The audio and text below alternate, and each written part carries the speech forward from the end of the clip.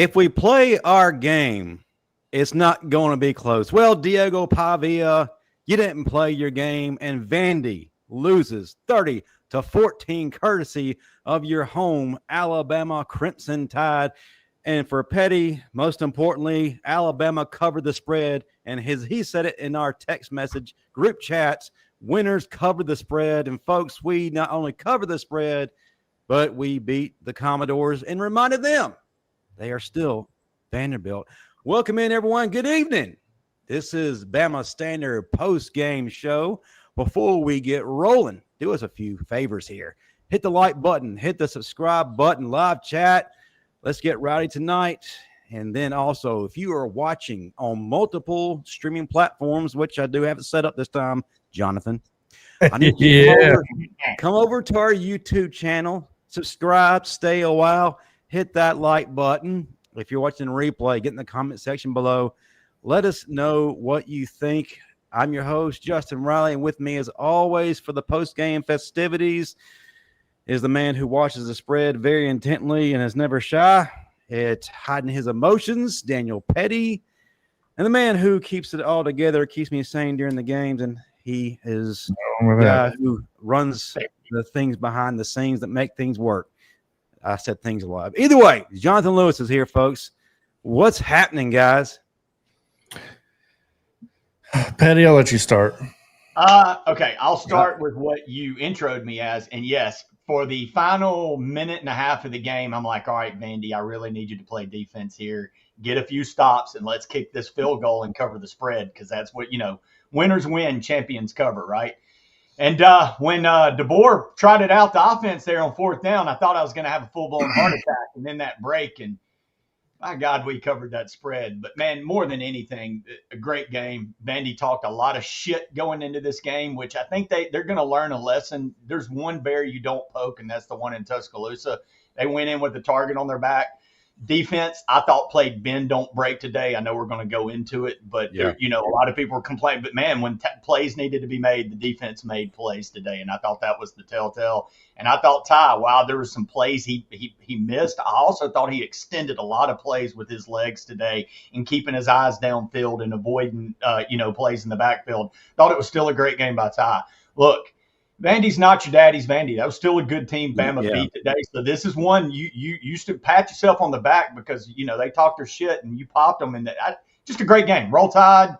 Hell of a win, man. Way to finish it, too. Finish it with authority, with your foot on their throat. I'm done, Jonathan. Take off, buddy. Hey, in all seriousness, let me be back up before Jonathan goes. No disrespect. Hey, no disrespect to Vandy. I'm just giving that intro for entertainment purposes only. We had an all-out war, and it wasn't decided till the very end. Anyone that says any different from that wasn't watching the game the way they should have been. Jonathan, go ahead. I wouldn't even have took that bet. Look, I'm sick of Vandy. The Pavia magic, he didn't have it. The real magic was Ty Simpson. It was very clear, right? So Pavia must have got confused. He let last season go to him a little bit. He played the likes of Utah State, South Carolina without Lenora Sellers, and community colleges of the blind leading up to this game. So it was a reckoning coming. Did they fight? Did they play tough? Absolutely. They have a great coaching staff. My question is going to be, what do they look like when Pavia leaves? Sorry. I think he's a great football player. I think he's a fighter. I think he does a lot of great things. He's not the one with almost 400 yards passing. He's not the one that was very consistent today. Sorry, he is not the storyline, and he will not be the storyline for the rest of the season when it comes to Alabama. Absolutely. Let's take a look at the statistics. Alabama had 340 yards passing, courtesy of one Ty Simpson. And, hey, we had a 100-yard rusher today, guys. Jam Miller just ripped off some big runs. And it looked like our offensive line seemed to figure things out when it came to creating running lanes. Jam Miller took full advantage of that. That was so huge. We were balanced. And that's one of the things going into this game I felt like we had to do was find balance. And then, too, for the second week in a row, penalties, guys. Penalties were limited. Only 3 this week as opposed to 2 this past week. It seems like we are making better decisions. We're more disciplined. We're getting more settled. Now, I will have to admit, in the first half, I was a little disappointed because it felt like majority of the first half we were sleepwalking. We were just kind of going through the motions, and then we start to click and then kind of go right back into that haze. But thankfully, despite all the shortcomings of the defense, which we are going to talk about at length, yes, we did win. But let's not forget the things that we are still struggling with because it's a major situation. But key plays, like with Justin Jefferson stripping the ball of Diego Pavia when Vanderbilt was looking to go up 2 scores early on in the game, that could have really changed the entire momentum of the game. So that was a huge play. But as Petty said, and the defense in the second half tightened up. It was bend, don't break. We started getting to Pavia. He started seeing the grass instead of seeing running lanes. So you got to give credit to those guys. But there are a lot of times where our eyes weren't where they're supposed to be. You have people not knowing their assignments, and misdirection is still an Achilles heel for us. But we're going to get into all that. So let's go ahead. Hey, before I move to our next segment, guys, I want you to get involved in the chat tonight. If you have questions, just put them up there. I'm going to pin each one, and we're going to have the Q&A segment. I will bring them up. So I know you all rowdy already. So let's go ahead and move on to our very first. But can I get to that point, though? I do want to talk about the defense, Ben, don't break before we get on that. But, man, you still only give up 135 rushing and under 200 passing to a team that absolutely gashed you last year. So, yeah, there were plays they still made, but they were limited. I just wanted to drop that in because, man, I'm going to give full flowers to the defense tonight. Sorry. Yeah. No, you're good. We're excited. We're having a good time. Yeah. It'd be great if we had a little hydration beverages to help out, but, we're a good show, right? Jonathan, start us out. Positives and negatives. I think we're all in this panel going to mention one positive that we all believe is existing, but we're here to talk about it. Go ahead, Jonathan. Then we'll go down to Petty. Give me positives and negatives from today's game. Yeah, so I'm sure we'll go back and forth. So I'm not going to name a whole list and try to steal everybody's thunder here. I think for sure a positive's got to be Ty Simpson continues to show his true leadership, right? And I'm not talking about why he's on the field. I'm talking about when he goes to that bench and you see him talking to the defense. You see him talking to the special teams right after Talty missed that field goal. Like when you see things like that, it just shows you that this guy doesn't do it just for one game. The game he has to get up for against Georgia. No, he carried it into this game. He's consistent. I love the fact that he won me a little bit of money tonight because I went for the over on 298.5 yards passing. So thank you for that. But in all seriousness, Jam Miller, what have I been screaming, guys? Justin, what did I tell you? I just want a 100-yard rusher, brother. You know what I mean? I needed to see it. No, and it was getting really I was getting pretty impatient. It's been a very long time since we've had one. You know what I mean? A true 100-yard rusher from a running back, not the quarterback position. So I'm happy for Jam Miller. He comes back from a dislocated collarbone, looks great. Caden Proctor getting his flowers is another positive by getting that running play, putting in work and looking good from that perspective. And Michael Carroll, guys, the positive from this is Michael Carroll has to be on that right side. I'm sorry. Absolutely. There's no more rotation, guys. Can we stop it? Right. Jaden Roberts was out this game, listed as out because of concussion protocol still. Michael Carroll getting more playing time because of that. I think he's pretty much, in my opinion, solidified the right side of that line from what I've seen. Ryan Williams having, yes, one drop, but I think he looked pretty consistent through the game. He had his flashes, the leading receiver. I'm critical on him, so I want to give him flowers, just as much as I criticize him. And that goes with the whole team, right? So the defense bounced back. The first half, in my opinion, oh, man, I was getting worried. Run fits, the back end, Bray Hubbard, Keon Sabb was struggling really bad to find those run fits. At times, Damani Jackson, his angles were terrible. But with all that being said, let me go to my notes. Consistency. I just want to lead with that. We are consistent. We know who we are. Let's ride or die with that. Very well said. Petty, you get to grab the microphone now. Give me positives and negatives. Do they resemble what Jonathan just said, or are they a little different? Well, I agree with all of them, so I don't want to rehash any of the ones Jonathan hit on because all of them are spot on and ones that I picked up on the game. One that I'm going to go back to the Georgia week. We all asked what was going to happen when Bama got punched. In Georgia, they punched first, and Georgia had to answer. Well, we weren't expecting Vanderbilt to be the one to make us question that. Well, Vanderbilt, gets the stop on the opening drive. then just a methodical drive that looked just like last year down your throat, and it's 7-0. And don't tell me everybody in Crimson's not saying, "Holy shit, here we go again. This is the real damn deal. Vanderbilt's good. This is the new world."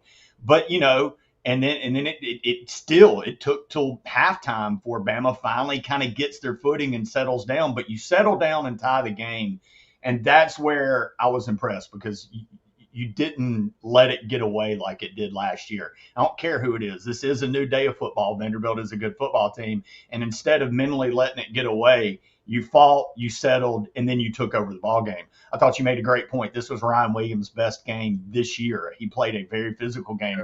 This was the game that I felt like Ryan, he made a few plays but disappeared kind of. Vanderbilt got physical with Ryan and kind of figured out that if you push this kid, he can go away. I felt like he got physical today. I know he had the drop late, but that was late in the game. He made, for us gamblers, it sucked, but early in the game, he was making a lot of great plays. But again, I touched on it early. The bend don't break nature of the defense. The linebackers still got to make plays, but it wasn't, at some point you got to start looking at this secondary doesn't give up 200 yards passing in a game. In this day and age, that's insane. We're in October now, and we're still giving up less than 150 yards passing a game, and only gave up 185 or 95 to Diego today. So the secondaries, again, you're going to get beat from time to time, but they don't get beat much. They're really good. They're really solid in that part of the game. And I am going to echo this because it's time to really start talking about this kid for the Heisman. This was the first of many Heisman races. I think we got games. I think we got one coming up with this knucklehead that's in here from Tennessee. But Tyson, man, that kid, I do think there was plays he missed and pressed maybe a little bit down the field, but that one interception was one of the worst, though. I mean, I don't know what he was looking at, but then the throws to Jeremy down the sideline. I can actually speak on that. In my opinion, that was not on Ty. Guys, if you go back and watch the play, Cuevas was supposed to face the corner, and he went behind the corner. He went behind the corner because Ty was already releasing the ball by the time it happened. I'm like, dude, how do you run behind the corner when there's boundary there? Like, you had no room. And that's one of those you go back and watch and you realize, oh crap. I still think there should be a stat for like interceptions on receivers. Like if the receiver makes a bad route or literally has one hit him in the hands and tips it to a guy, that's not the quarterback's fault, but they get the stats for it. But I digress. That's a whole nother story for another podcast. But today's about Alabama getting called out by Vanderbilt and showing you what happens when you call out Alabama. So again, the positives. One negative. I expected Vanderbilt's defense has been gettable this year. I did expect Bama to pull away more offensively. I thought we would put up 45 today. I felt like we shot ourselves in the foot at times, especially as good as Jam was running the ball. Jam provided a spark today we haven't seen. As good as Riley's been, almost said Justin Riley, by the way. As good as Riley. I was too. In relief, I felt like Jam provided a different spark today we really hadn't seen from that run game. Can I say just one thing? No. Real quick, guys, because I got to say it before I forget. Guys, and me and Justin's already discussed this before. Ryan Grubb, as much as I love your play calling, bro. Some of them, here we go. Let them know. Dog, you got to stop some of these play calls because they're just terrible, man. I'm sorry. Horrible. At the worst points in the game. Exactly. Go ahead. Well, Justin. on 3rd and 8, you call the 4th and 8 call is the 3rd and 8 call. The one where you're rolling your tight end out on the. Why are you doing that on 4th and 8 when we're sweating our nuts off and you just ran your quarterback for the second time in 3 plays on a. That's one where. I guess it's if everybody makes the right block or something, the coach is genius. Not, but I don't like that call at all. I like the call to give your quarterback a chance, like he did on 4th down, where you hit Cuevas out of the, out in the flats. Yeah, and there was another one you called out, and I'm sure you were going to hit on it, Jonathan, later. That I was like, man, where? But it's the one in the chat that he mentioned with Bernard, the direct. Yeah, I was massively confused on. I'm like. That looked like we were too. Yeah, it's horrible. Just call timeout. Just don't do that. Look, we already know who our new Debo Samuel is. It's Proctor. Yeah, Proctor. Don't do that. Snap it to Proctor. Let him make his moves. The guy's got moves. Big man got moves. And listen, guys, and shout out to our boy Jesse Williams, who was in attendance today. Wish we could have been there to hang out with him. For those of you who don't know, he is dealing with heart failure right now. 30% of his heart is functioning. That's all he has right now. So he's not sure exactly what that means for him long term. So he was in town visiting former teammates, former coaches, and all that, getting the full experience one more time. But if you don't remember, back in the day when Jesse Williams was playing defensive line for us, we had a special package, an elephant package, if you will, where he lined up as fullback. You know, when he sees Caden Proctor carrying that ball, he's feeling a little jealous. Absolutely. And I agree with MF Jones here. If we don't get Caden a touchdown this year, it's a travesty, and we got to get that. We got to get big man in the end zone at some point this season. I don't care if it's the B Jump game pass. or what. Jump pass. I want to see him take direct snap on the goal line and jump up and throw the ball. Absolutely. That'd be wild. In terms of Vandy's front seven, I think that they were going to be very formidable. They play with hair in their fire. They play with fire in their hair. I'm a little bit backwards. Yeah, hair in their fire. If you ever do that, it sounds awful. It's called anyway, witchcraft. But no, they play with a lot of intensity. Now, I thought we were going to have a hard time doing that today. And yes, there were a few sacks we did give up, but for the most part, we held up well against them. What I did not expect was our ability to run the ball very effectively against that front. We were able to basically call our own shot, and Jam Miller shined. Of course, a lot of that was because of Jam Miller's elusiveness and his ability, but my gosh, how we're able to do that, move those guys ahead. You flip on the other side, our defensive line, really impressive with what we saw from Tim Keenum, but also Kelby Collins, a guy that we expected to play a bigger role this season, but he really hasn't done a whole lot. Now, if you watch the game very closely, you would see him contributing in ways that weren't so flashy, but they were very effective. And then again, for we're in game 5, 5th consecutive game, London Simmons has made a very incredible contribution. He was very effective, stuffing runs, getting past Vanderbilt's offensive line, and their center, I believe, is an All-American, or at least an All-American candidate. And London was able to push him back and kind of manipulate him. But also the biggest turnaround in the second half, you had to attribute it to James Smith returning. That defense took on a whole new persona having him back in the lineup. So glad he was back in there. All right. Hey, shout out to our guy, Jimmy Clay. He just got a membership with us. I appreciate that, Jimmy Clay. Wish we could have been with you this weekend, but unfortunately we were not able to because they couldn't afford to pay Petty. His price tag was way too high. Big time. Yeah. He's a diva, guys. He was expecting his manicure and pedicure when he came up there, and they're like, yeah, sorry, we can't cover that. It's like the egg roll lady told me one night on the strip after a long night at bars when I thought I was going to get an egg roll for $1. She said, milk go up, gas go up, egg roll go up. $6. Yeah, get paid. But yeah, Vandy's offense was not able to do very much. RK Young points out they didn't score any points in the second half.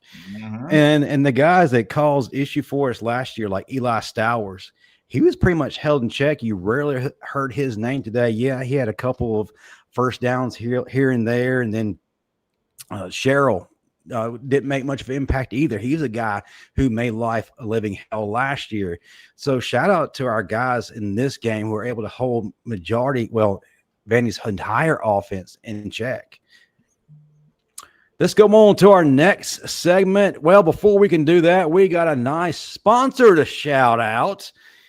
The illustrious Title Towel. Listen, you can't go to any Alabama game, home or away, without carrying the famous Title Towel. How do you get that? Very easy. Go to www.whitwillsports.com today, after the show, of course. Enter the promo code STANDARD. You get you a nice discount, courtesy of your favorite network, the Bama Standard Network. Wave it proudly like our man Daniel Petty, who is very happy because Alabama covered the spread today. Go to www.whitwillsports.com. Y'all realize it's snowing in Wyoming? There's a snow football game on right now. I did not. Yeah, Wyoming and UNLV are playing in the snow for those snow freaks that just can't get enough of snow football. And Mullen's killing it at UNLV, by the way. Really well. He'll do well out there. Yeah. Seems like his kind of people out there. All right, let's go on to the next. It seems like we're kind of whizzing through all of this. Folks, we got a lot of time left. I need you to start throwing some questions in that chat, man. Get us talking about something. Get us something that's going to drive emotion. We need you to be a part of this because this is your show. This guy. Dominic, explain what snow is. I feel you on that one, brother. Yeah, what's the snow you speak of? Well, in Tuscaloosa, it's that thing that is kind of a powdery substance. Different. Yeah. It means something different in Tuscaloosa than it does in Wyoming. I promise you that, especially this time of year. So, you start English Center. You can ask a question. Hey, but let's talk about our players of the game. We normally like to give one offensive and one defensive, but we've got a lot of time. So, guys, I'm feeling generous. Let's name two because there are a lot of guys who stood out today, not just one. It's hard to narrow it down. Start us out, Petty, and then go up to Jonathan. Players of the game. Wow. God, man, and there's so many today. Like you said, I'm with y'all. I think Jam played. We're gonna go. Can we do a couple? Y'all gonna do it? No, because we're gonna do this for a minute. And I'm gonna steal all y'all's. I'm gonna pull a freaking Chris. I'm gonna go with Jam. Jam coming back. He looked fresh. I'm gonna let y'all do Ty or somebody else because I mean, the offense looked good today. There were several that could go around the offensive line. I think Jonathan did a great job talking about how well they looked. Carroll is really coming into his own. We're gonna be talking about this kid. He is an NFL offensive tackle. I think the easy answer is Ty. I think Ty's look, man, he is the leader, the field general of this team. If you're not falling in love with this kid, God bless, man. He is everything you love about football, waiting your turn. Now the team obviously believes in him. You see him giving the pregame speeches. You see him on the sideline. But yeah, Jam, when you come back, it usually takes a game to knock a little bit of that rust off. Unfortunately, he had to do it against Georgia, but today he looked very sharp. I'm going to go with Mr. Miller on the offensive side of the ball. On the defensive side of the ball, man, he's probably the most beat down player in the Alabama media, I guess, that's outside that will be true. Number 10 gets a lot of heat from us, right? But he made a play when it was needed. Vanderbilt was, again, the game was kind of on the ropes, and he got that strip down in the goal line in the red zone that was just huge momentum turner. And I just thought, man, I'm going to say Jefferson for that play because I thought that was a key play of the game that turned the momentum. When Vanderbilt scores there, and again, you're questioning, holy shit, is this real? But no, you get that strip, goes down. That was a huge play for Mr. Jefferson. I thought for sure you were going to select Josh Cuevas as your offensive guy because of that incredible leap he did over the Vanderbilt defender. I'm going to let y'all talk because I think there's so many flowers to go around on the offense today. But the bell cow, and again, we haven't been able to run the ball consistently. And today, Jam was able to run the ball consistently. It was 5 yards a pop. What he ended up with 135 on the day on 20-something carries. Just a great day by Jam.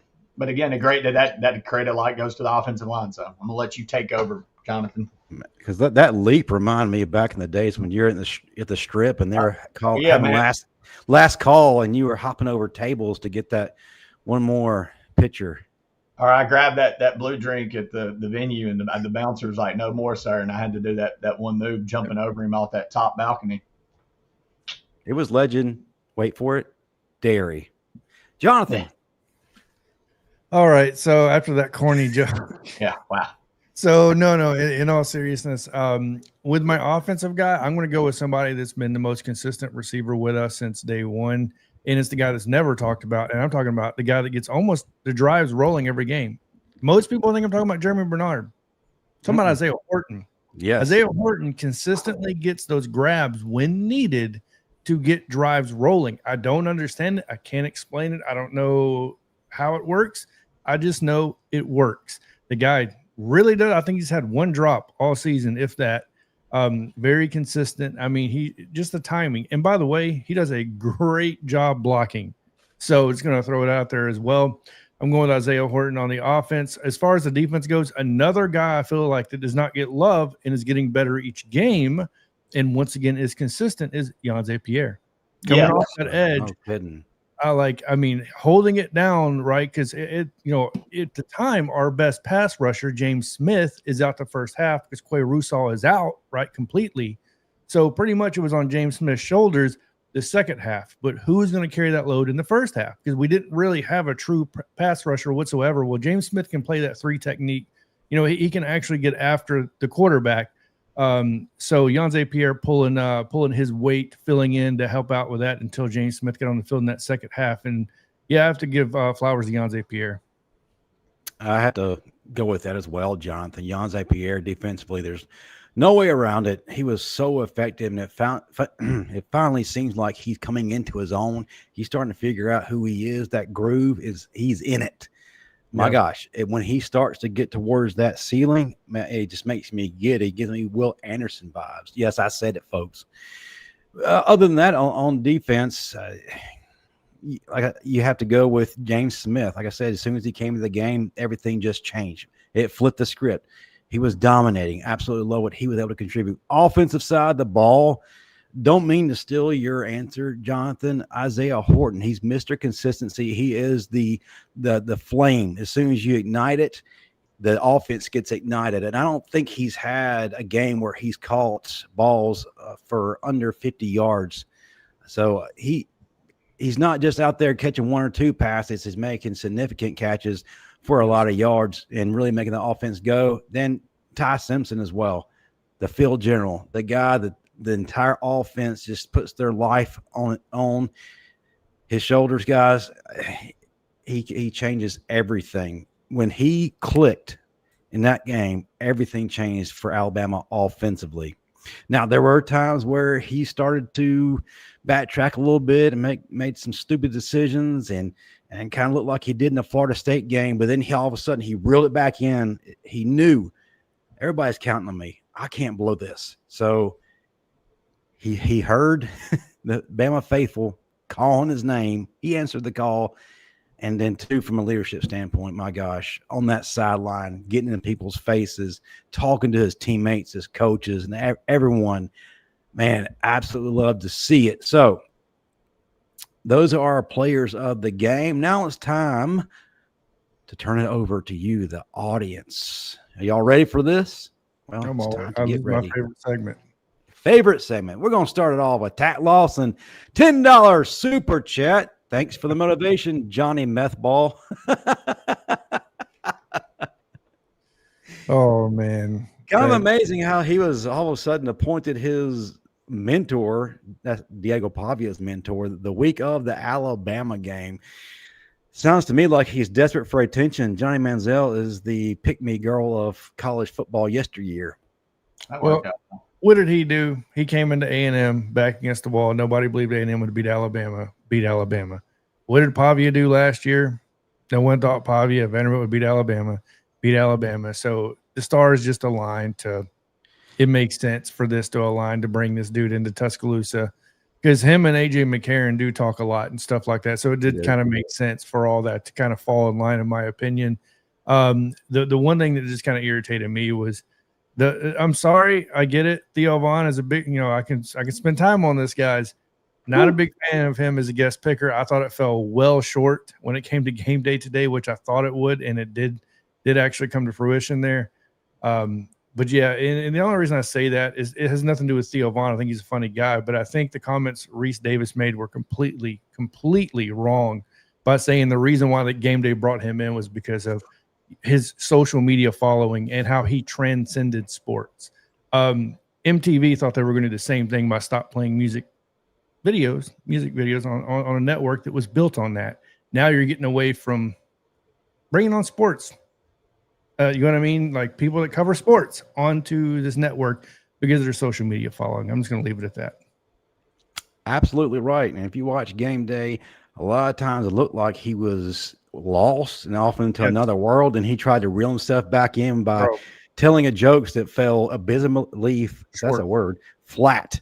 He just made himself look absolutely stupid. Made inappropriate jokes as well. It just felt very cringy, very forced. And that's what happens when you get social media influencers in situations they don't belong in. It's college game day. whatever home team is hosting college game day, you need to have someone who connected to that university. You need to have a legend come on there. There were several today who were in attendance for this game. Like I said, Jesse Williams was there, Eddie Lacy, Trent Richardson, Landon Collins, Julio Jones. But Justin, they've gone so, like you're looking.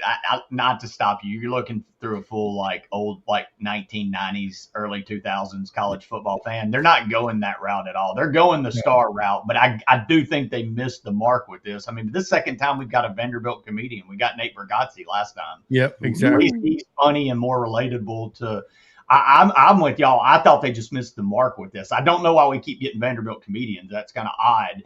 But I do think there's more star power within Alabama versus I do know they're not going to get the Trent Richardsons of the world because nobody can they're trying to because when game day comes on, it's not just for the Bama fans or the people in that thing. Sorry, folks. It's for everybody out in California all the way down to Florida. So they're trying to get people. But I see both sides of this. I think they greatly missed today. But they've gone away from getting players related to programs for a long, long time. But I do think to be who we are as a program and the connections that Alabama has, there's a lot out there that you're kind of missing the mark with that would be good. He was off today. It was bad. That wasn't funny at all. And look, I'm not trying to say it has to be even previous players. I just want somebody connected to sports in some sort of way because it's college game day. It's not who has the biggest social media follow. If that's the case, go get imagine what happened if they brought in Kim Kardashian or somebody, Kylie Jenner. No, we might as well if they say yes because they have a bigger social media following than Theo Vaughn. If you're going to go the entertainment route, someone who's connected to the University of Alabama because he's a big Bama fan, Channing Tatum. Why not go with him? Hank Williams Jr. What I'm talking about. Like one of the bigger ones, and I'll go full double, and I went triple agent this week for all you folks. I was at South Florida game wearing green. When Ole Miss used Katy Perry, she had connections, but they also trained her to be full Ole Miss, bring out corn dogs, shit like that. Like you said, there's actors. There's so many actors from the state of Alabama that you can pull. Another person, if you want not go the football route, kind of like what Tennessee did with Candace Parker. You could have gone with Obafemi. He was a track star at Alabama, but now he's in the WWE. He's the NXT Heavyweight Championship. Oh, great. You get the entertainment world. You also get the athletic world. Be quiet, Jonathan. Quit judging. But I want to bring something up to you guys. It felt like before this week started, before the game started, it was a foregone conclusion that Vanderbilt was going to emerge as the winner. And I kind of felt like the pressure of that weighed heavily on them and got in their heads because this is a Vanderbilt team who's not used to having expectations, who's not used to having pressure. They're the guys that are used to being the Rocky Balboas of the college football world, the underdog who knocks down Apollo Creed and gets a victory he's not supposed to get. I think that had a lot to do with the mindset of not only Diego Pavia, but the other guys who were talking. They spent more time giving one-liners talking about what they were going to do to Alabama rather than focusing on the game. Yeah. All right. I mentioned that earlier too, Justin, in our show Tuesday. One of the most curious things to me, and you touched on it right there, is how does Vanderbilt handle for the first time having the proverbial target on their back? This first time. And that's what I kind of expected. You get game day and all that hoopla for the first time. It gets to you. I don't care who you are. It's a big moment. And you said it. They're the snake in the grass waiting to bite you when you're not paying attention and get you in Vanderbilt. They're never the team that comes in with expectations. And that was then to run your mouth on top of it. God, that was a bold strategy, Cotton. And, I guess Diego learned today because, again, all the flowers to Bama's defense. I know there were times where people were like, man, we still gave up the big run, but we didn't give up any points in the second half. Holy crap. This is an offense that scored 40 and ran the same offense. Everybody's question was, how does Womack adjust? You got your answer. He gave up 14 versus 40, and they were running the same stuff. Yeah, absolutely.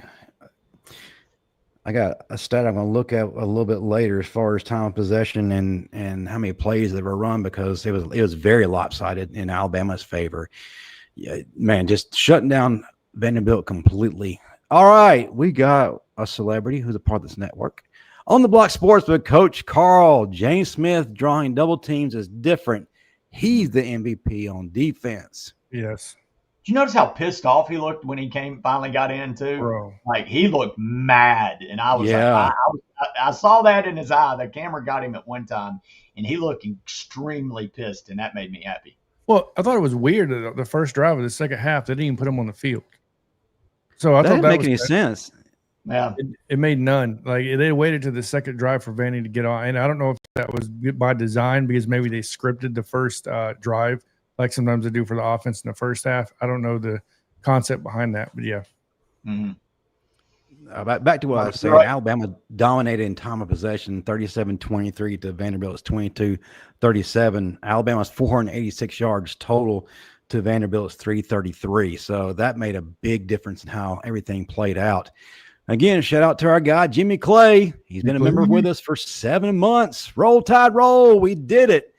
Absolutely love hearing from our guy, Jimmy Clay. Hey, Jimmy, we'll be over there in Tuscaloosa in November for the LSU game.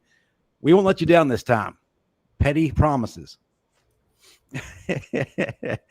Don Parker, 11-month member of the Bama Standard Network. We greatly appreciate you, brother.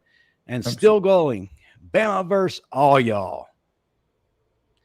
I like And now he's going to talk. We always got to hear from him. For sure. We appreciate you, Don Parker. Bama should have ran Vandy out of the state of Alabama. The killer instinct isn't there yet, in my opinion, especially for a revenge game.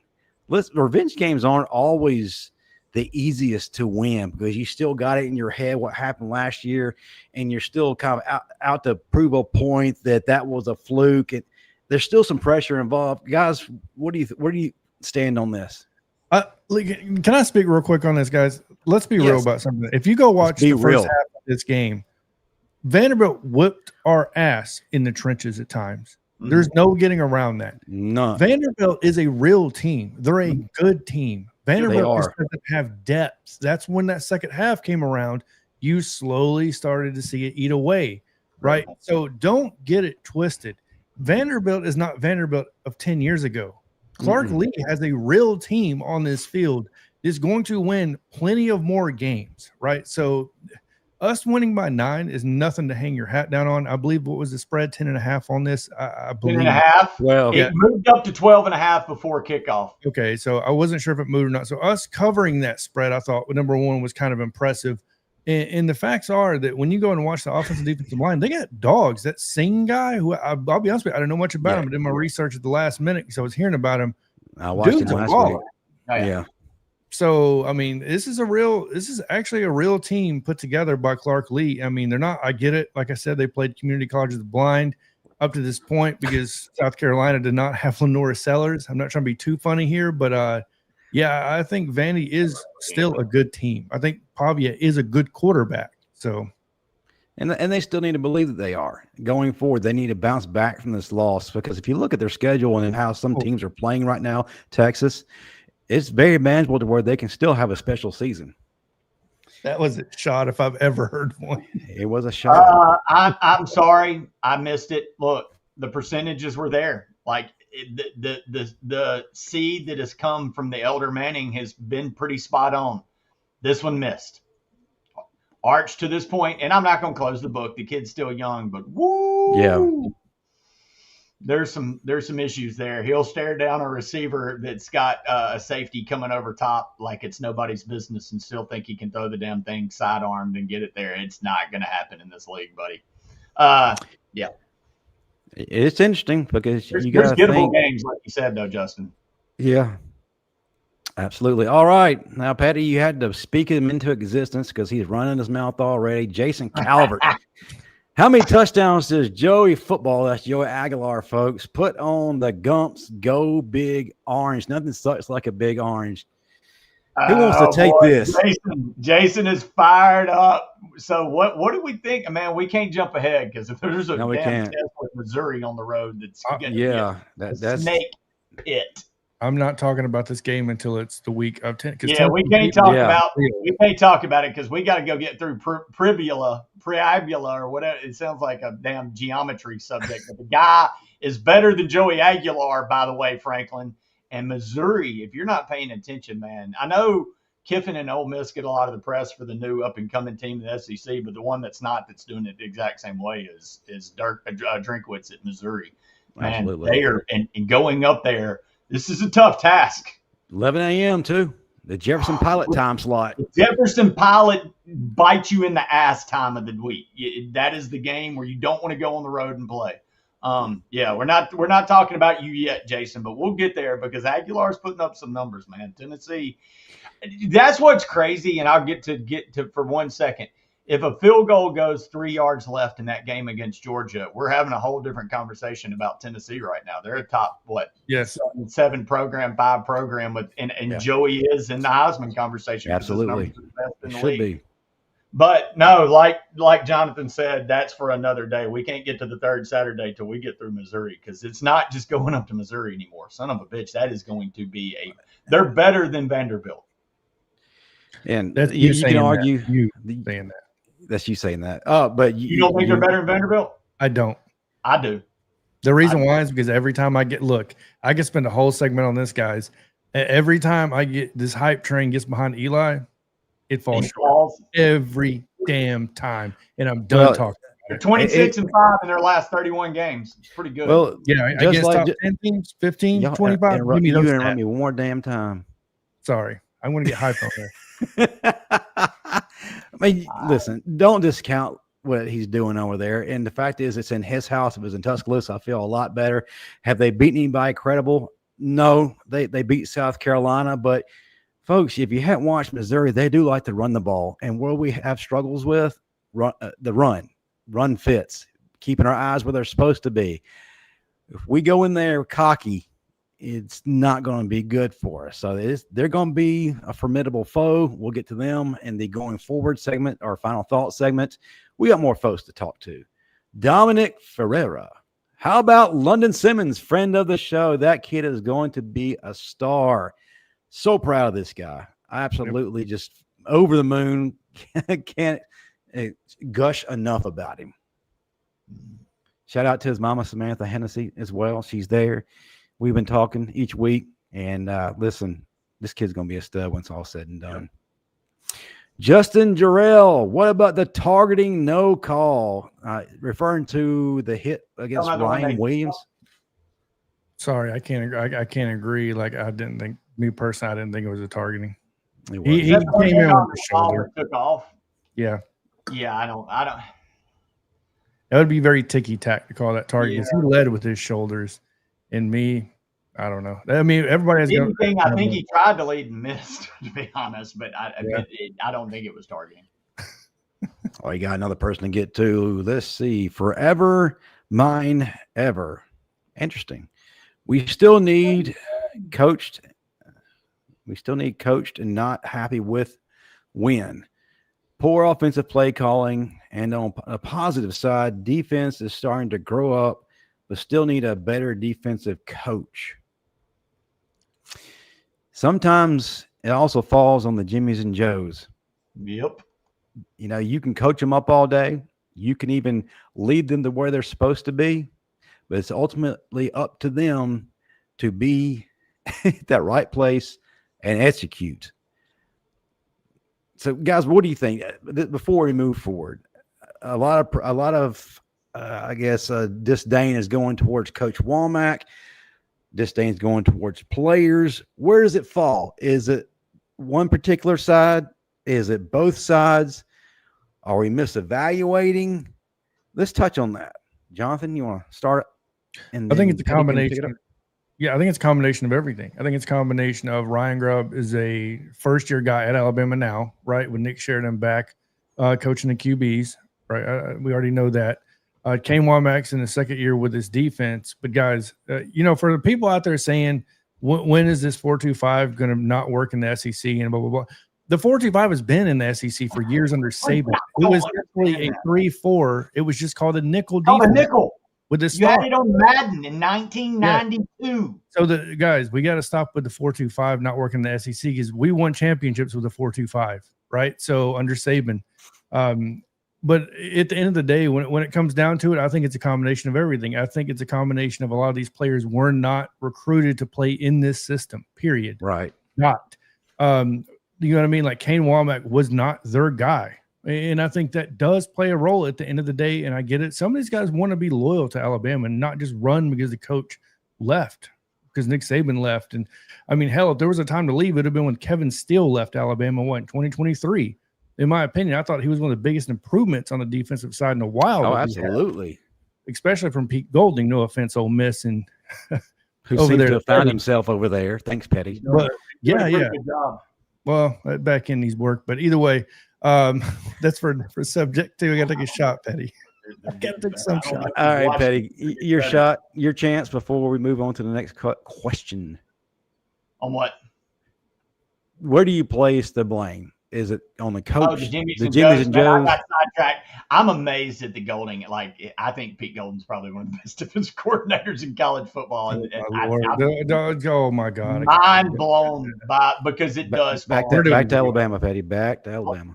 Players make plays, wow. And when you've got players, they make plays. I mean, look, it speaks for itself. When you got guys.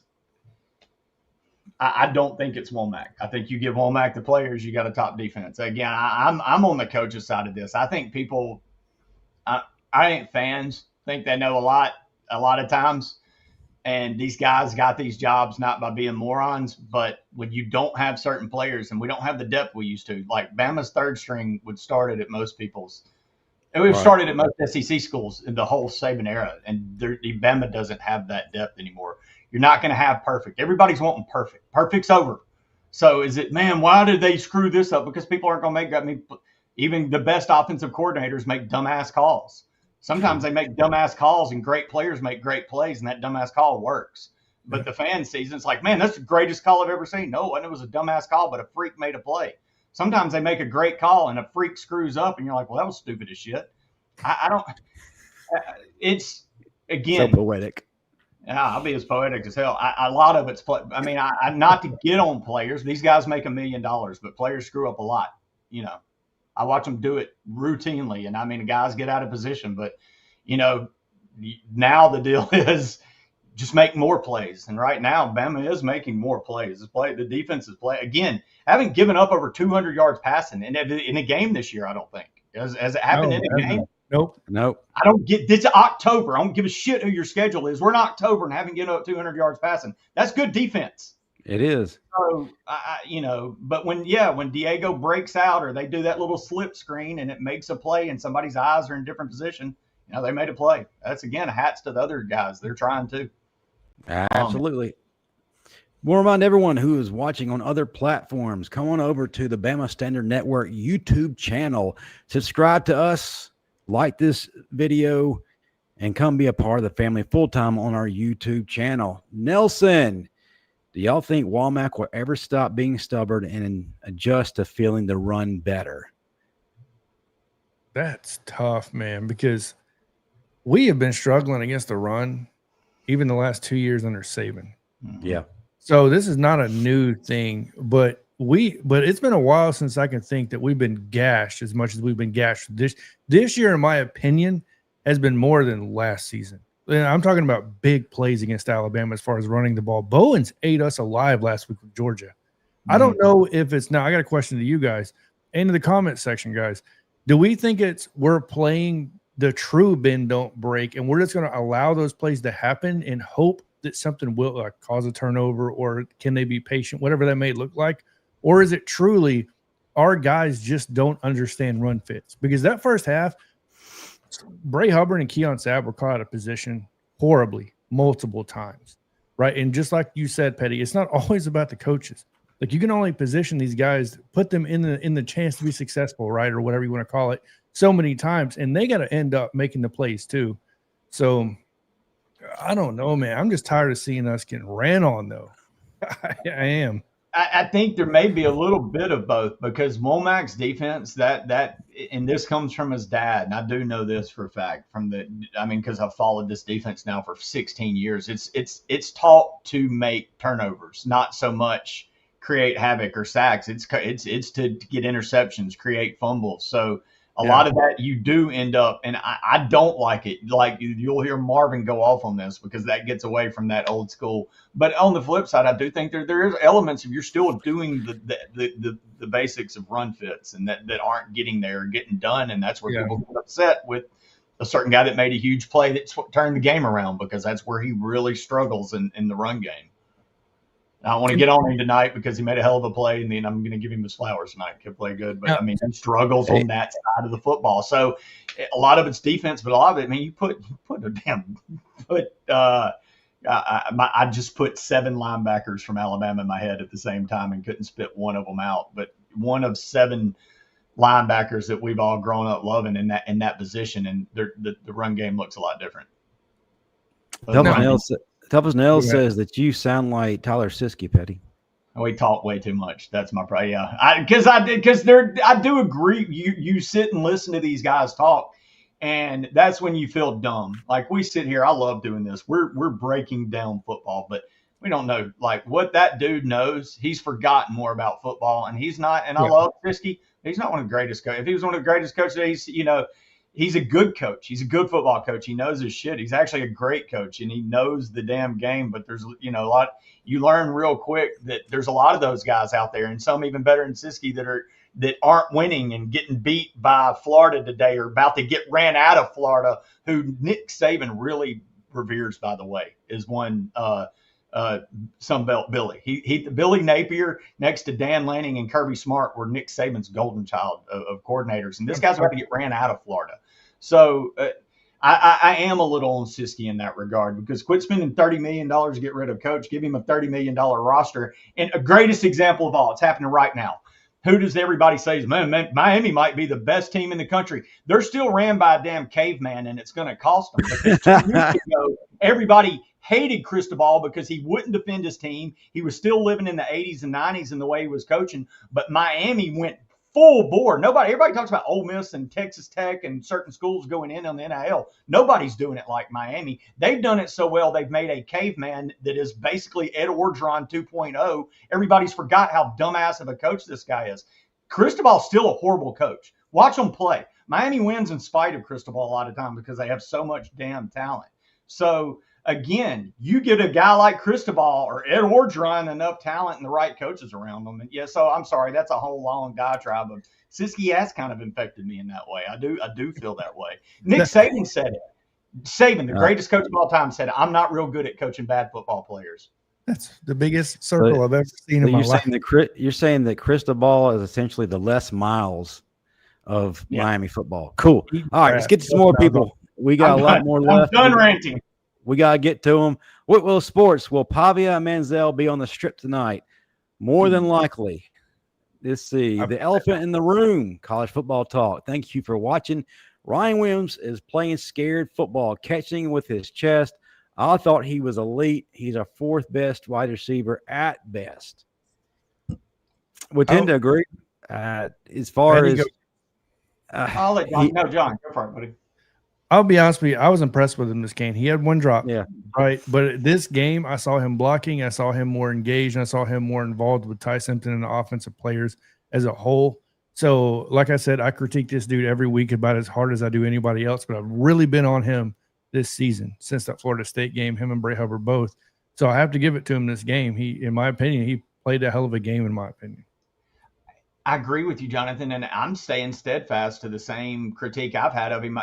When people have said, why is he this? And I've pushed back and said, well, why are you trying to put him in he is what he is. He's a dynamic playmaker that's going to make you drop your jaw, that's going to drop a 3rd down pass over the middle when no one's around him.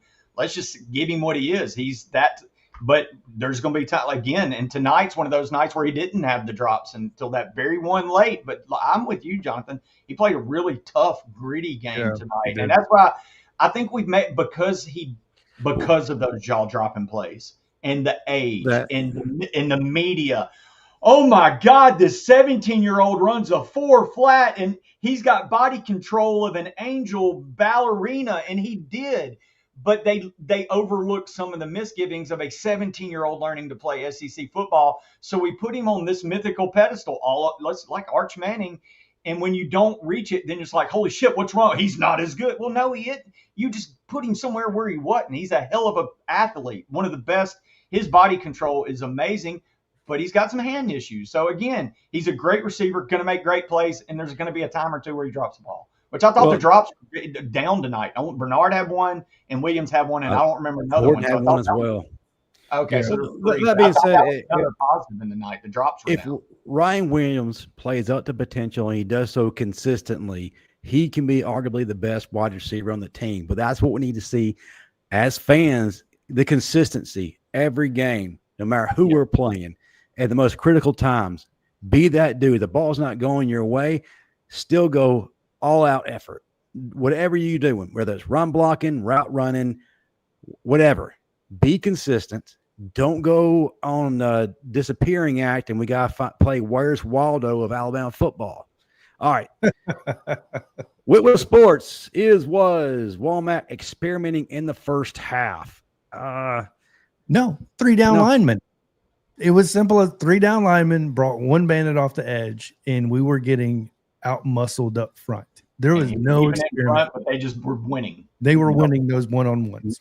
And not having James Smith, it was very evident in the first half, the effect it had. Don Parker, $10. We appreciate you, brother. Happy with the W, not the performance. Should have ran Vandy out of the state of Alabama today. Too many missed tackles. Bama still is missing that killer instinct. Props to Proctor for getting better. Whoa, that's 2 weeks in a row. He's giving props to Proctor, Patty. It is. I don't know how to take it. What world is this? But I mean, I agree that that's a game that, man, you make a few plays here or there and you don't sell for field goal, you blow them out. So I agree. It in the second half, I felt like we could have pulled away and where we kept it close. And when you keep a game like that close, you start to worry. Here comes you don't ever let a team hang around. And that's one thing I didn't like until the very end today, that we kind of let them hang around with getting field goals. Yeah. When you go against tougher opponents like in Oklahoma, the John Mintier, who should be healthy by the time we get to them, or LSU, and regardless of what's going on with LSU offensively, they're still dangerous when they come and play Alabama. When you have an opportunity to put teams away, put them away. R.K. Young, how many touchdowns does Ty put on the Snaggletooth Hillbillies? We talking about Missouri? We talking about Tennessee? We got to be specific about our Hillbillies. Yeah, just let us know who we're talking about, and we'll get back to it. But again, if it's Tennessee, one game at a time. We got to go to Columbia next week. And then we'll focus on the ball. Corn in the jar. Jeremy Matthews, where do you think we are going to be at in the AP poll? Well, 7 or 8 lost. Yes, I'd say 7 at best. Number 9 lost.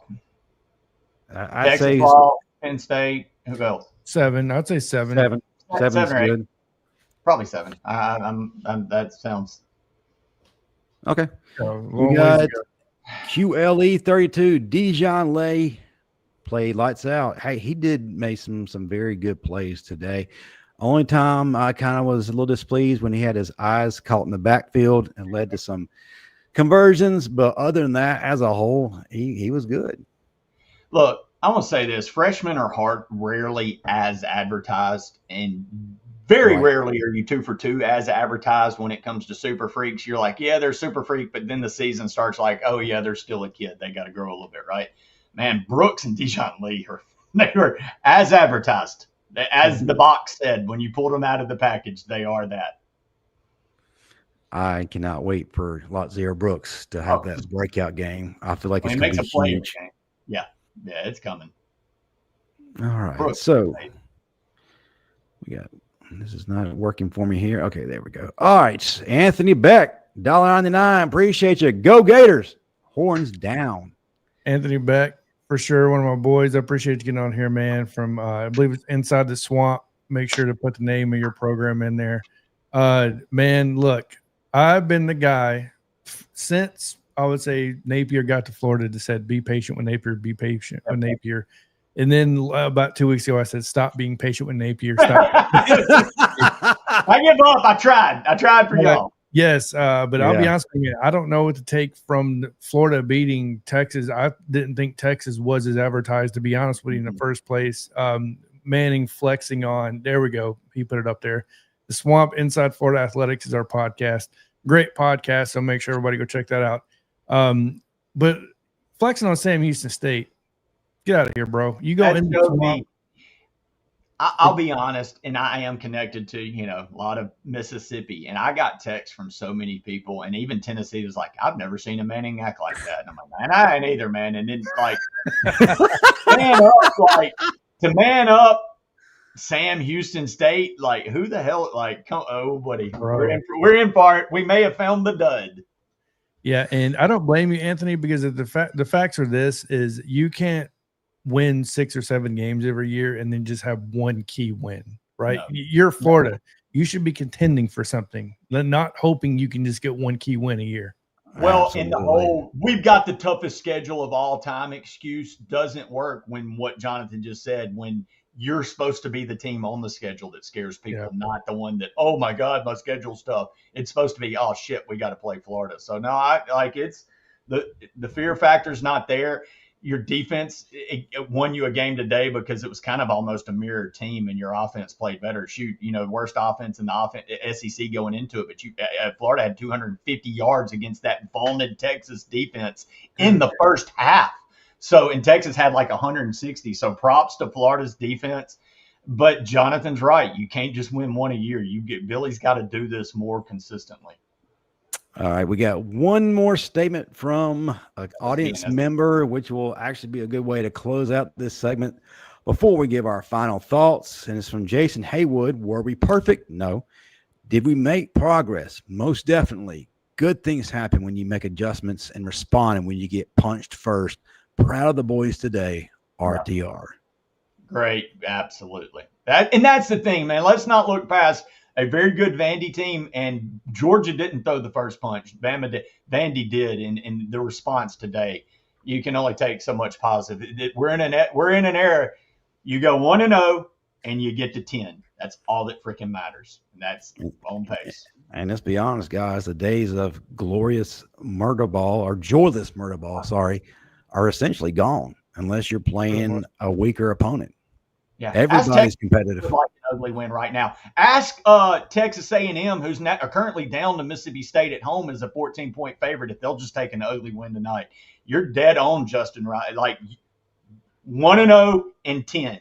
Not cover when it's nice to cover the spread. I know I get all excited about that. That shit don't matter. You win by 1 point, you go the next week in the SEC, and that's all that matters anymore.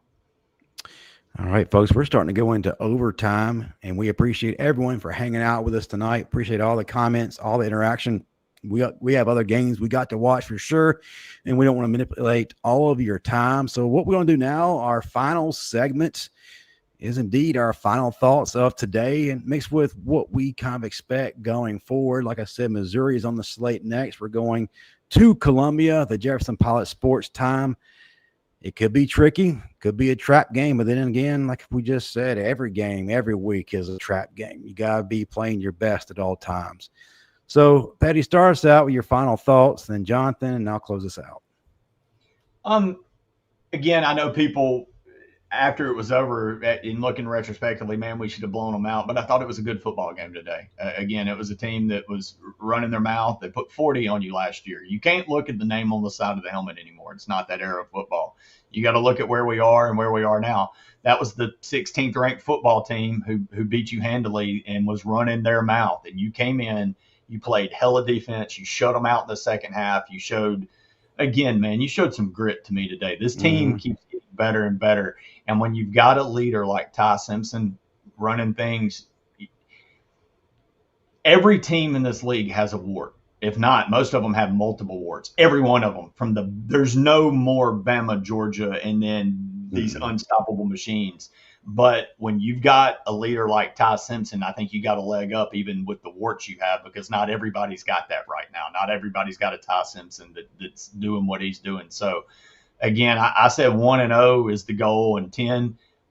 My thoughts going forward is I'm really, what after week 1 we can't beat this dead horse enough. I was like, shit, we're in trouble. And now I think we're one of the favorites, in the SEC to be a playoff team. This is a damn good football team. I think Alabama, regardless of, we can now wash Florida State away. We're one of the top 2 or 3 teams in the SEC, and that's what matters right now. Jonathan. I think my final thoughts on this are going to be 2 things. Number one, it's hard for me to criticize Alabama right now on one thing specifically that I harped on for all of last year. Guys, we see adjustments being made in that second half, and we see it happening real time, right? I think that was one of my biggest complaints last year. So I'm just so glad that Kane Wommack, that same defensive coaching staff, is there.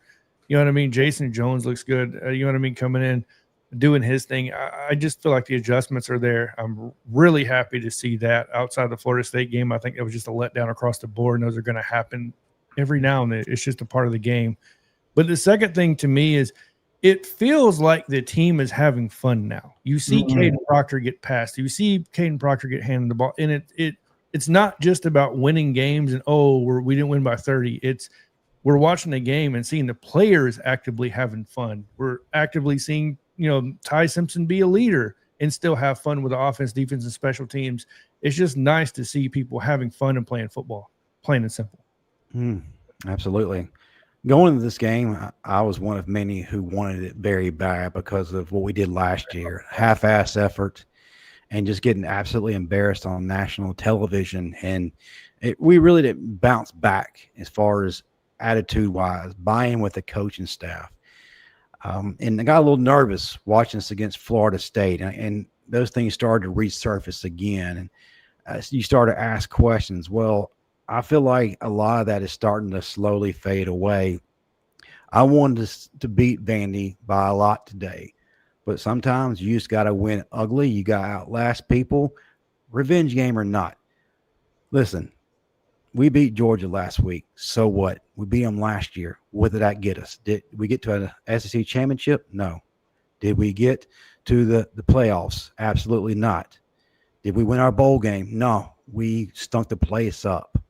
So I wanted a little bit more than just a moral Georgia victory. And as Alabama fans, moral victories don't cut it. And if we start becoming that team, what are we doing as fans? I love the fact this team is buying in to each other and to Kalen DeBoer. I also like the fact that we're not really doing a whole lot of talking anymore. We're not giving those Sunday school answers in press conferences. We're not trying to make everybody believe in us. We're going on the field and we're showing it through our play. Is it perfect at times? It's not. Is it a cause of anxiety at times? Absolutely. But as long as you come out in the end with a W, that's all you can really ask for.